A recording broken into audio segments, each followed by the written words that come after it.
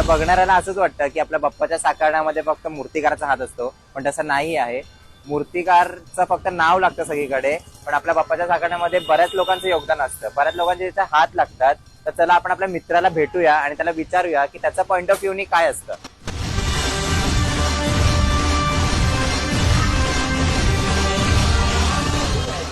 तर वरती चढणं इतकं सोपं नाहीये. तर जसं तुम्हाला म्हणालेलो, आपला दादा आहे तो तुम्हाला सांगेल की एवढ्या वरतून मूर्ती आपला बाप्पा साकारणं आणि त्याचा दृष्टिकोन काय असतो ते तुम्हाला दादा समजावेल. एकतर एवढ्या वरती बसणं पण हे खूप कठीण आहे.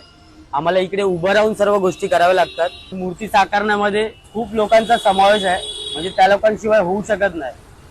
म्हणजे जसं काय वेल्डिंग करणार आहे तो वेल्डर लागतो. त्याच्यानंतर ही बॉडी वरती चढवण्यासाठी आम्हाला क्रेन मागवावी लागली. क्रेन मागवून आमच्याकडे आमचे परत जे म्हणजे आमचे लेबर होते ते पण आमच्या मित्रासारखेच आहेत. मग त्या सर्वांनी आम्ही बॉडी वरती चढवली. मग पॅच मारणारा वेगळा, असं म्हणजे खूप जणांचं. परत डायरेक्शन देण्यासाठी जे असतात त्यांचं पण खूप मोठं महत्व आहे की ते लोक जे सांगणार, ते लोक जे तिकडून बघणार ते आम्ही इकडून बघू शकत नाहीये. जसा गणपतीचा हात जर लावायचा आहे तर त्याला आम्हाला 10 ते 15 मिनिटं त्याला पकडून ठेवावं लागतं.